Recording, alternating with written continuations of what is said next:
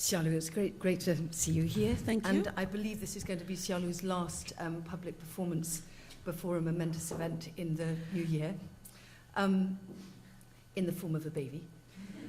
You see I'm getting really big, so that's my last time before New Year, yeah.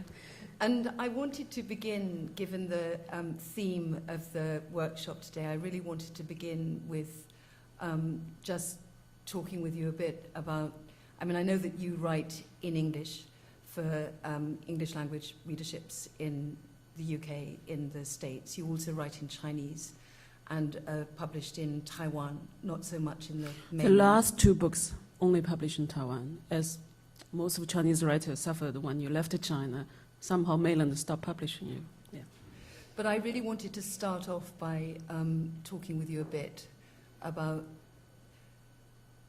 what kind of decisions you make about what to write about, when you're writing in English for an English language readership. I mean, are you conscious of choosing certain themes in contemporary Chinese society, or in processes of migration and movement between China and Europe because you're targeting an English language audience, or is it something that seems to occur much more organically and unconsciously? I think my way of living or existence is very really bohemian, hippie way of writing or filmmaking. So in a way it's kind of, I'm always kind of anti-academic, anti-establishment, anti-idea of the certain kind of big, massive organization, and it ends up me being alone, try to publish in all kinds of different way on internet or film, or now I'm with quite good publisher. But I think my novels are being put in a very commercial looking, whenever I look at the cover of my book, I hate it. I want to refuse, those cover, just this kind of cheesy woman cover stuff, and I don't see myself in certain gender. I often to say, the character in my novel is a man, don't you know? But of course, it's just joke. But that's my frustration of the marketing and the commercial thinking, because I come from very kind of serious, silly or stupid intellectual-minded background. Like, I guess like all the Chinese male intellectual, we love Milan Kundera. Whenever you choose your second language to write, you talk about Milan Kundera or Conrad, how they choose French and English to write. And I think the whole thing is nothing commercial linked. And eventually you end up in the place, in the salon, which is completely commercialized. You write in English now. My last 4 novels are original languages in English. And it's very political, extremely political decision, how you write in English, and how you push the very Chinese elements and some kind of very heavy intellectual so-called message into your novel with these young female characters. It's such a battle with my publisher, which is a very big publisher, Random House, and in Germany is also Bertelsmann. And in France, I'm always with very big publisher house in the whole Europe, like 28 publication house. I suffered a lot, too, how to deliver that because you're a young woman. When you're a young woman writer, they play the role of a young woman writer, and that's awful, really. So when you say that you suffer a lot because of the battles you have, are they battles about the content of your novels? Are they novels, I'm assuming that most of you have read or seen maybe some of Xiaolu's films, or maybe read some of her work. I assume that that's part of your interest in being here. And I mean, her work is often quite dark. I mean, it's deeply humorous. That's why they put all the red on my cover. It's like to really take out that. It deals with very detached, alienated, floating, transitory, sort of dislocated experiences of movement and migration and dislocation. And so that, as you say, I mean, there is a terrific contrast between, that rather bleak characterization of ordinary Chinese, young Chinese people and what you see on the covers of your books. But when you talk about the struggles that you have, I mean, are they struggles about how you portray China? Are they struggles because you refuse to go along with this kind of soft and sentimental and, you know, rather feminine expectation of what a woman writer should conform Well, to? the thing is, I don't even have the refusal in my mind, you know. You are artist and you do what you do, you know. And all my life I love the bleak, dark stories, you know. Like the film, my favorite filmmaker, for example, like, say, Bruno Dumont from France, you know, absolutely no love, no warmth in his cinema. Or like Italian filmmaker Pasolini, you know, certainly not Fellini, you know, I can't do realism. So those stuff I like. Or say, you know, Bulgakov, Master Margarita, is the refusal of the realism, socialist realism. So I come from that background, is certain kind of modernity in art and literature, which was the only nutrition I received. So when today, the last 2 hours, when I listened the talk about, you know, Shanghai or Peking in the 20s, or you know, from Opium War, it's very remote to me because how whatever age we are, you know, I was born in the 70s, we are the revolutionary kids, as I said. The revolutionary kids is, you may carry all the Confucius, Buddhism, all these elements in your blood, but we're post-Marxist. I can live in Notting Hill Gate, but still my attitude is completely vicious attitude towards certain society. And that is my attitude.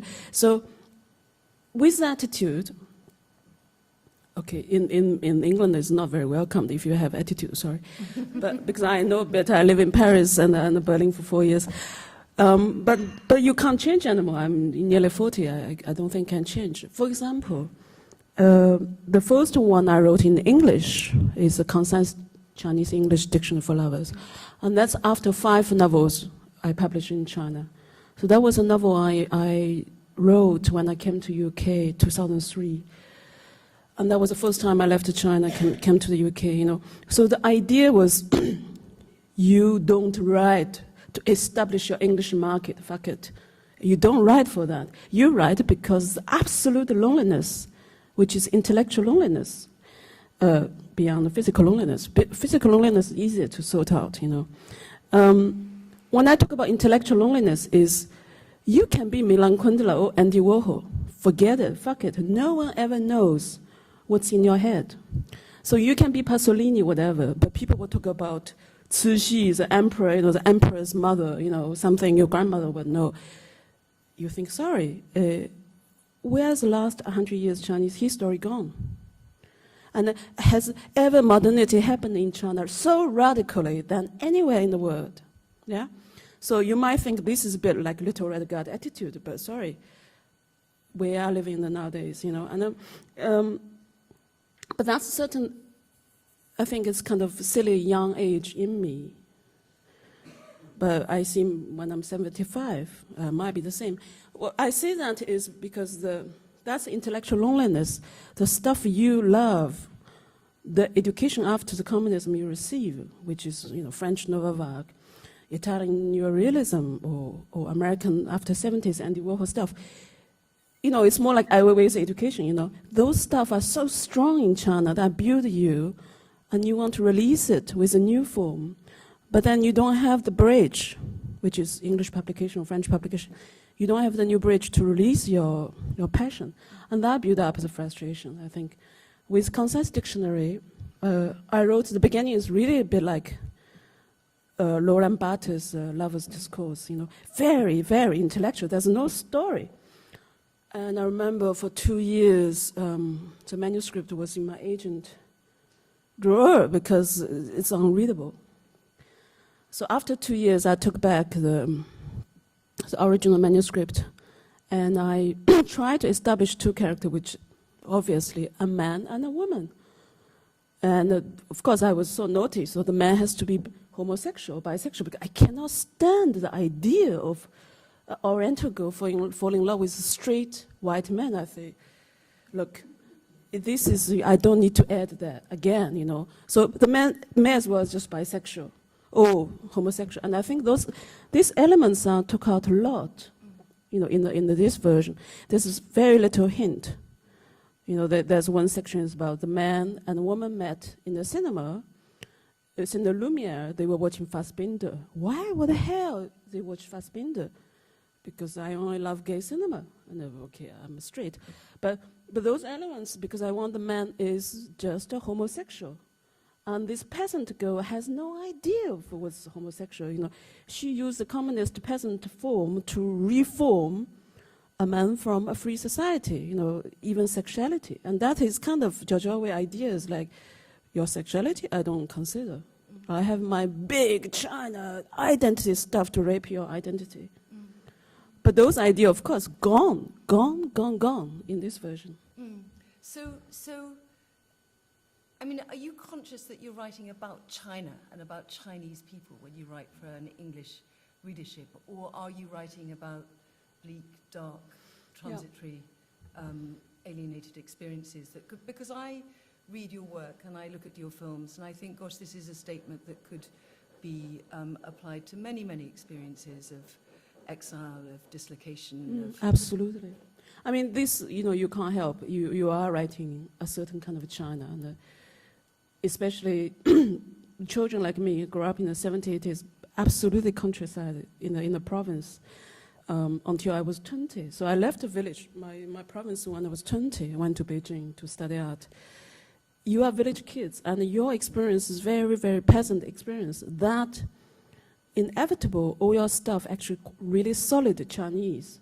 But I'm so bored with the idea of the representation of China that I would really make fun of that idea, because it's really not easy to be a rebel if you're Chinese, In the Cultural Revolution, you'll be killed. And nowadays, you'll be killed in the West, too. I mean, we know all the case. I mean, I recently wrote an article about Nobel Prize winner Mo Yan. Yeah, I saw that. And it's going to come out in Independent next week as well. I wrote for a German newspaper. Because there's such a debate between state artists and exiled artists. And I'm neither, I do what I want to do. And there's such a debate, and I thought that we really need to let people live. Whether you're state artist or exiled or dissident, let them be. So, because we suffered so strongly this Chinese identity, how your novel, how your film would present that identity. And I often ask people in a very cynical way, what is Chinese? What is Chinese? I'm Hui minority. My mother is Han majority. My grandmother is as another minority. What is Chinese? It's a state concept. And state concept is a brand new concept if we have a little bit knowledge of what is state supposed to be. But of course, these are too complicated for bureaucratic to think about. Anyway, let's get on to... No, I mean, that's a kind of fascinating line of discussion, but I want to just come back to your work, if I may, a bit. I mean, you're known as being a fairly provocative filmmaker and writer, and many people, frankly, don't like your work, and many people do love your work. And it seems that there's a sort of polarization between people who really celebrate it and welcome it. No, very little people saw my film. And I'm thinking more about your novels here. And I was talking about it yesterday with a friend. And one of the things that strikes me about your work is that you write about very ordinary people who are just trying to make a living in difficult conditions, which means that they manipulate, they lie, they're not terribly pleasant characters, particularly the women are not terribly pleasant characters, but they're ordinary, they're not sensationalists, they're not exaggerated, they're not painted in bright colours in any form. I mean, either extremely dark or extremely beautiful, and they're not romanticised, they're just ordinary. And I wondered whether, I mean, just thinking about the discussion earlier on, and the ways, I mean, my own views about the kinds of representations of China that hit the market and that get sold in books and in film here in the UK, that there does seem to be a contrast there. I mean, and even if we think of recent sort of quasi-academic books that have been published, I mean, I'm thinking of the works on the Great Famine and the works on Mao, And these are books that correspond with fairly kind of stereotypical understandings of China's recent history. Your work doesn't. I mean, I don't want because to... it just does deal with the ordinary. And I wondered whether, you know, that may be one of the reasons why people sometimes find your work quite difficult, because it doesn't correspond with any expectations about how Chinese society should be. But, you know, I'm too indifferent. I'm too indifferent with that, really. I think this is difficult to explain, you know. It's annoying to explain who you are, who I am. It's really like, you know, it's not about you, it's about work. But really, I would say, I've been so disappointed of the Western knowledge about Asian China and the modern China that I will support anything cliche about China to be in the market and anything original too. I see that nothing to do with provocation, because I think my experience in Europe for the last 10 years is, say, British society has really much more knowledge on India culture or even Middle East culture. Because India culture, you really, you know, through the colonization, you have this certain integration. And I think a novel like from E.M. Foster, Passage into India, that's a proof of, you know, the failing to understand another culture, but the depth of trying to understand another culture is extremely touching. I cannot find a book like A Passage to India by Foster, you know, this type of modern literature about China. And that's what I'm saying, my deep disappointment of the West society, not able to understand China. And me, I don't even see myself as a very nationalistic person, you know. I'm a citizen of this universe. I'm doing all this shit thing to explore this planet, as you do, polluting everywhere before humanity run out of the resource. So I don't see myself, you know, a Chinese or a British or a European, whatever. But I love all these works, even the rubbish works about China, because then you have a chance to know a bit. Okay, now come back to your point, is whether my work is being liked or not. It doesn't bother me, because my true point is to talk about individuals' alienation. Individuals' alienation in the world, whether you're Chinese or English or Eskimo, move to Toronto. That's really is one of the repetitive theme in all my work. I talk about this, and now I have to come back to my Chinese roots. Because I was born in the 70s, as most of the kids in the 70s, your parents would be in the Red Guards, some kind of, you know, crazy troop. My mother was in this dancing troop. My father was in the camp, of course, more than 10 years in the camp. So I don't know my parents until I was 7. So I grew up with grandparents, like most of Chinese kids would grow up with grandparents who are absolutely illiterate.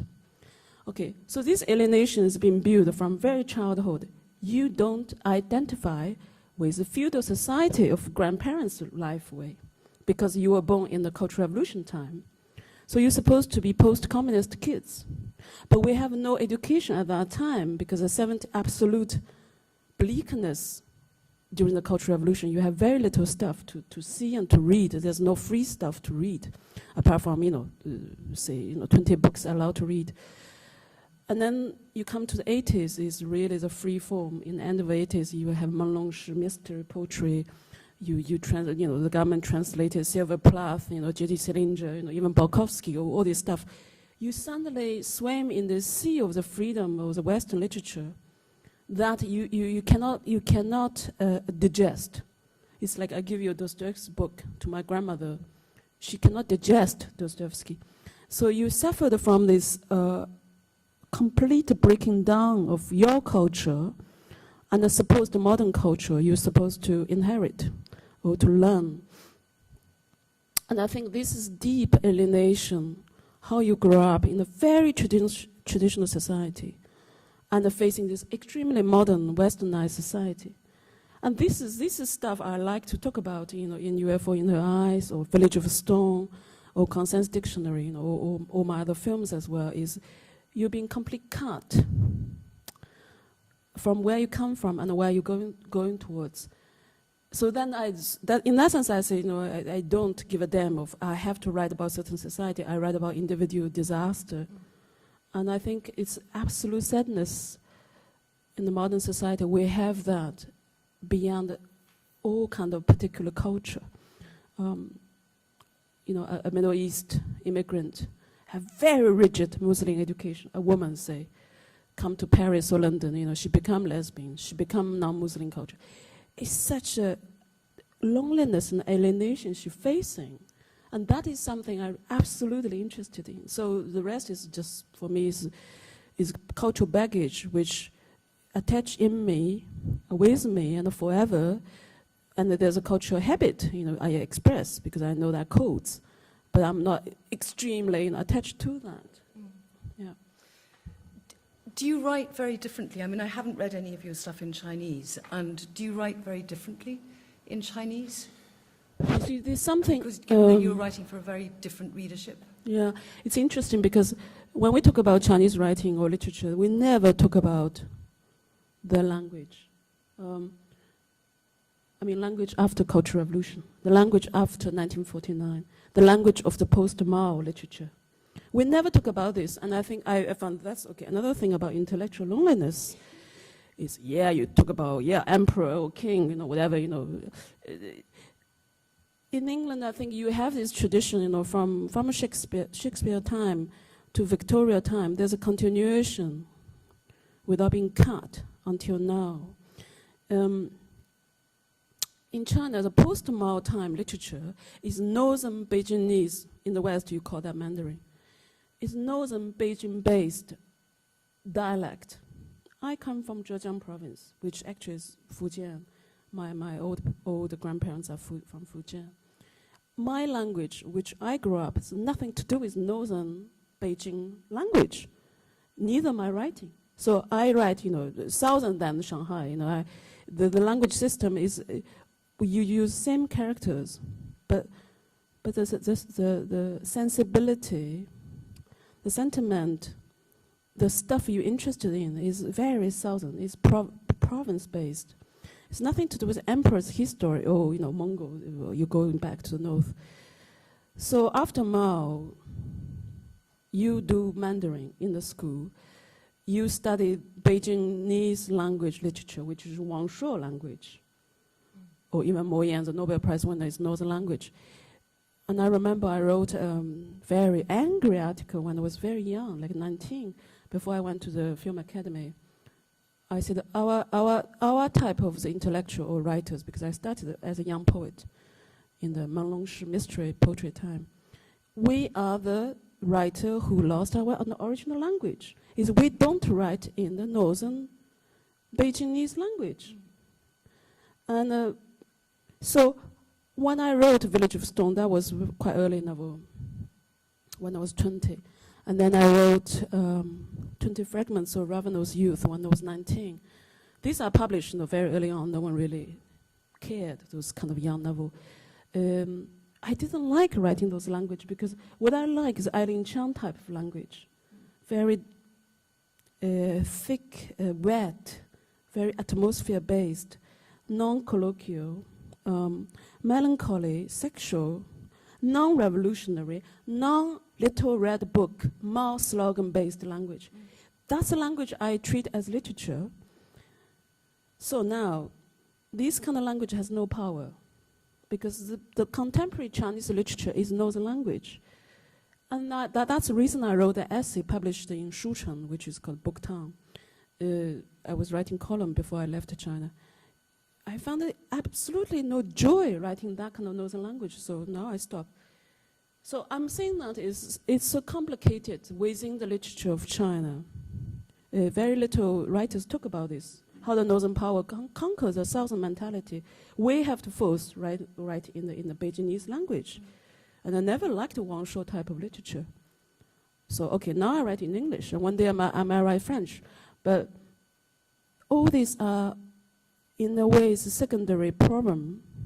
The true thing is, for artists, is you write what you truly feel painful or grateful, beyond all the, So the whole notion of lost in translation, to use a cliche, I mean, does that resonate with you when you're writing in English? Oh, it's obvious. I mean, I even too bored to talk about, it's too boring for me to talk about. I mean, I guess, when the Concise dictionary coming out, that was the only book really this market read because Orange Prize shortlisted. And I always say, look, that's the least book you need to read. Why? It's common sense. It's just the most ordinary, tedious, little trivial story. You were here on the Radio 4 Women's Hour. And I don't like Women's Hour on Radio 4, I'm sorry. I know I offended you a lot, but who cares? Okay, I will become very positive in the end. Because I know how to do this. But what I try to say is, obviously lost in translation, but that's not the point. I think the point is we need individual artist voice, completely authentic, no imitation, no representation, because only those individual artist voice, when it's genuine, then you really, really learn what's there, or what she brings from that culture, or what's her confusion and frustration, or the power. So the rest is not very important yet. Gosh, I wonder whether we should open it up to Q&A, at this stage, because I'm just aware of time going on and that maybe that people have things to say and to ask. All the swears being recorded, as always. I was doing that on the BBC a lot, and they would beep it whenever I swear. Just beep it. Just swearing. It's not like radio. But it's just common language, you see. It's northern language. Hi. You said you write, sorry, out of intellectual and physical loneliness. Is that mixed up with pain and anger? And if so, where does the pain and anger come from?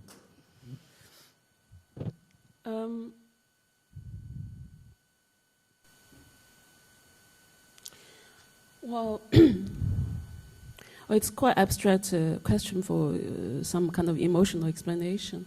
But I think I see my kind of generation, it's not, I was born in the 70s, so it's kind of, in between the 60s, really romantic in China. You do entirely believe in revolution, communism.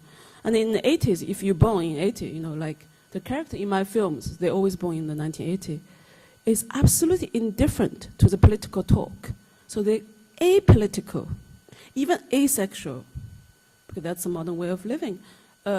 So they are material in the American sense, which means they believe in building the materialistic dream, like 70s, and you arrive there with your dignity. Yeah.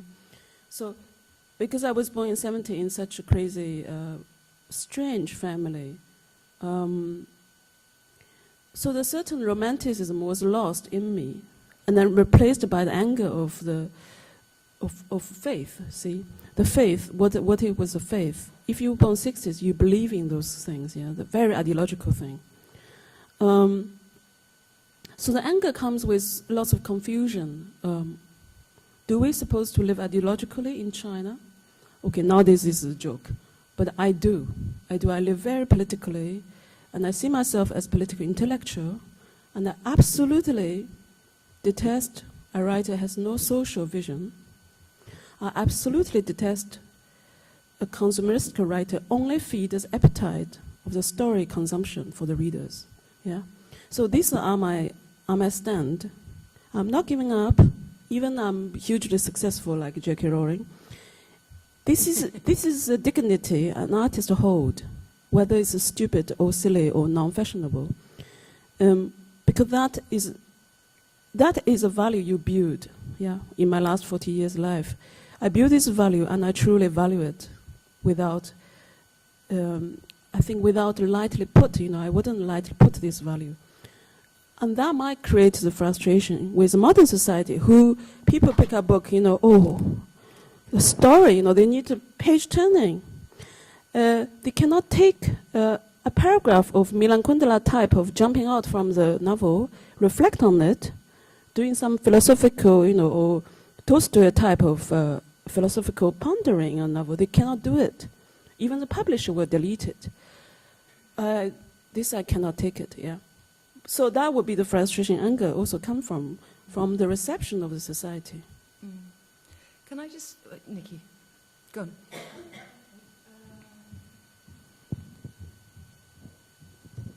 I was really interested in what you said about different language use in different areas of China.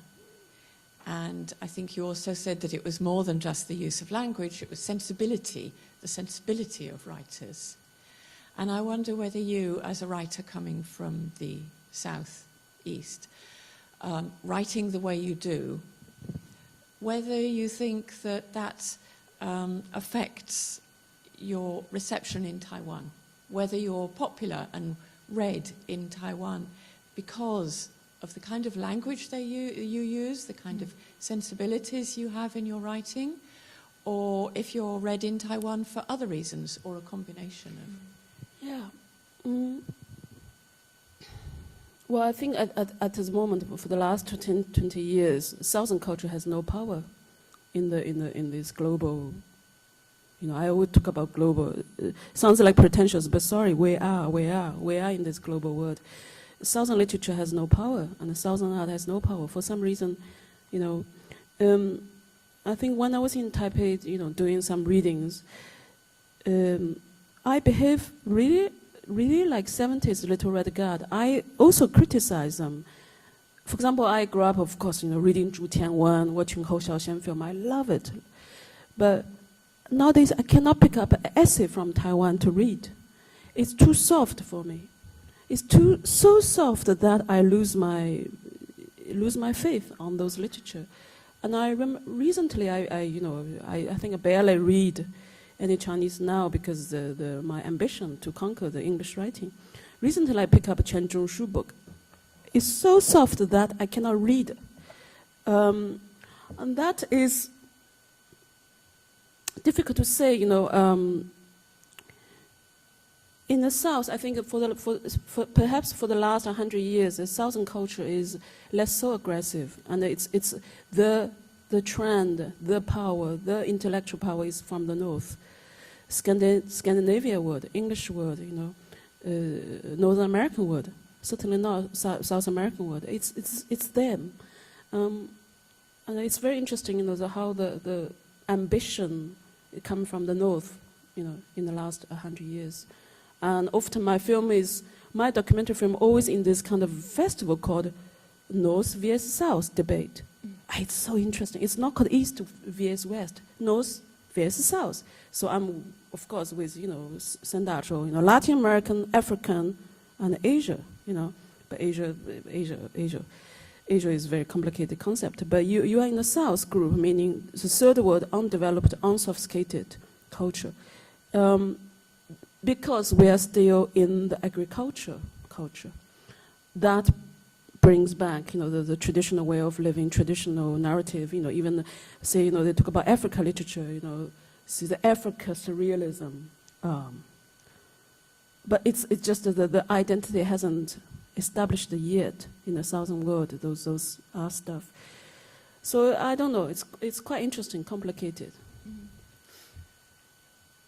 I mean, maybe at this point I could ask, how your work is received. I mean, I know that your UFO, that can't circulate, or is banned from circulation in China, but other stuff that you've written in Chinese and has been published in China, what kind of reception is given it there? They're very weak, because, you might have illusions, think I'm published author, so I'm published author. No. What's the bottom truth? Bottom truth, you're an intellectual author. You're read by nobody. Nobody, I mean 30,000 readers. 3,000 in the university in Britain, okay, another 5,000 in the University of Asia. That's it. But we are not the mass market. We are not the mainstream society. We are on the edge. And we're forever on the edge. The academic world and the intellectual world is never the market. So I'm clear with that. Therefore, I have no ambition to conquer the mainstream market, you are not belong to them. And you even actually detest that. So I'm very fine with that.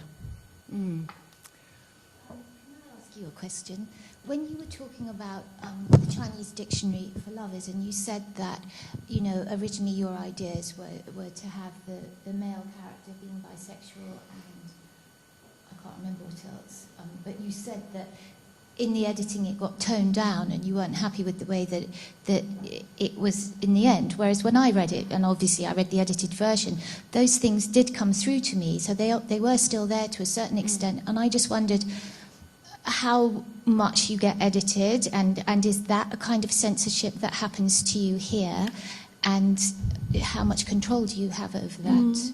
I guess I'm always too critical. So for either society, you know, I didn't make friends rather than making too much of the battle.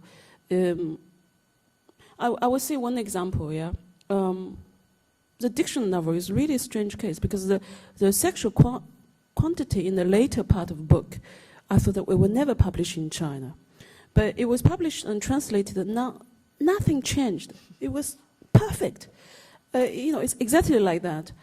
And then I got an email from American Random House saying we have to take out the section about abortion. Because at that time it's the George W. Bush administration. In the Bush policy, you know, abortion is not really encouraged. Why we need to publish a novel with abortion?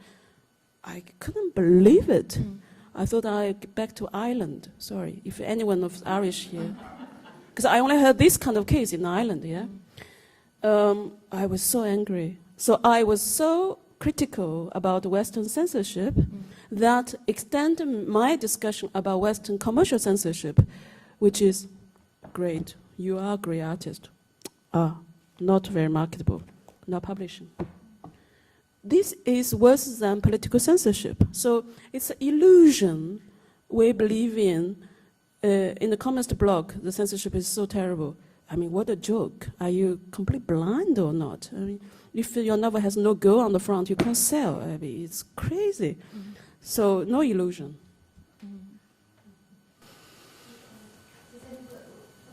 Doesn't seem as if anybody else has any questions. There is one, Helen. Oh, sorry. Is there anything else that you want to talk about in particular? That you want me to, I think it's fine. You just do you want to read anything to end it with? It's too late.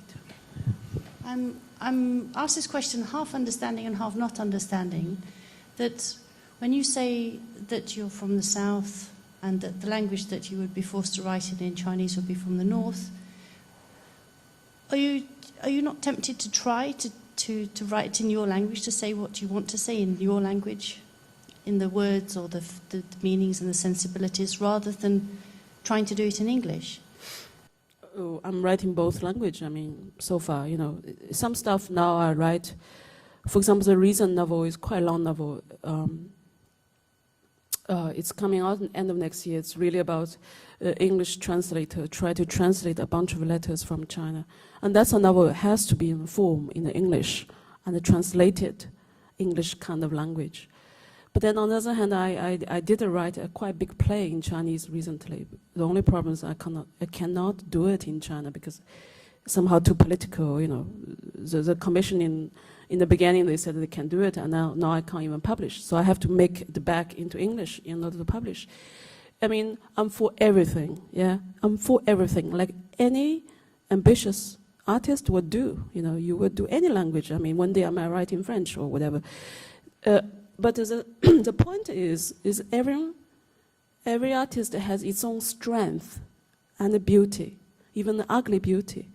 So in this monoform, you have to do in one way is to really lose your strength a bit. You know, for example, I never know how to write narrative, so all my novels are very essay-like, you know, or all I know is Proust, the type of writing, you know, because a certain kind of snobbishness in me.